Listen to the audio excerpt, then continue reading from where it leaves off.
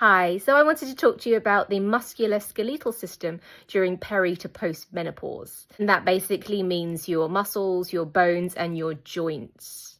Did you know approximately 71% of women around the world will experience joint pain at some form during their peri to post-menopause, of which 25% will be quite severe.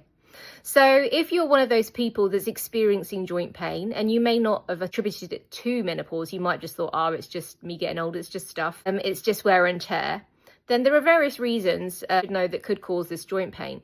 So in particular, we have the decline in estrogen. Estrogen keeps our soft tissues, our ligaments, our tendons, our skin really nice, plump, hydrated and elastic. As we have a decline in estrogen, so we tend to lose that elasticity and we get a little bit tighter. And if you've got an area that's already slightly wonky or tight from carrying a bag in one way, holding a child on your hips, standing in a particular position, or even sitting in a certain way, then once we hit the peri to post-menopause and our tissues dehydrate slightly, you're going to feel it a little bit more.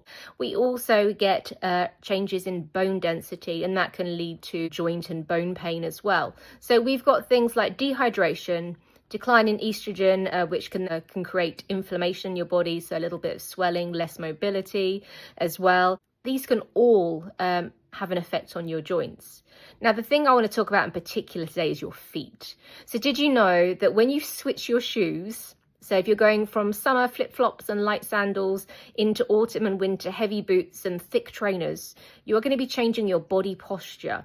You're going to be changing the weight that you're lifting with your feet. You're going to be changing the way that you move, the way that you walk, the way that you stand. So essentially you have a set body posture where you always stand in a certain way. But when you switch your shoes, you might be elevating your heels slightly. You might end up rolling your foot slightly in or slightly out more than you were wearing than when we were wearing the sandals or the lighter shoes.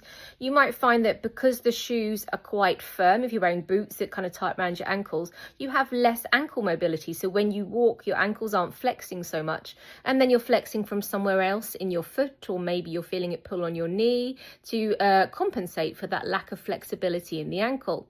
So if you are switching to your seasonal winter or autumn shoes, what should you do is massage your feet. Get someone to massage your feet for you. Go for a reflexology session. Works wonders, does great stuff for your feet, but also very relaxing.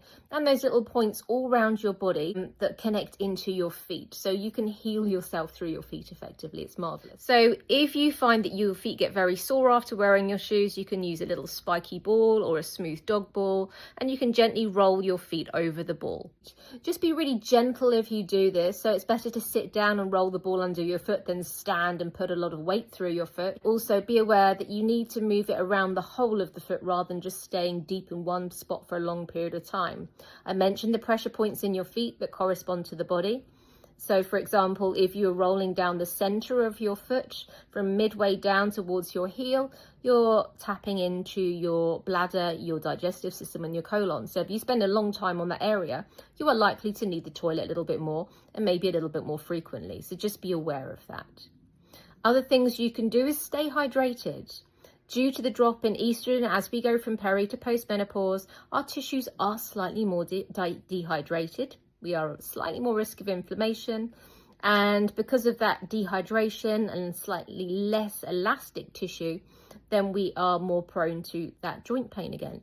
So if we stay hydrated, we drink plenty of water, and most importantly, we move to get that liquid into the tissue, into the muscles, then they're going to feel a whole lot better.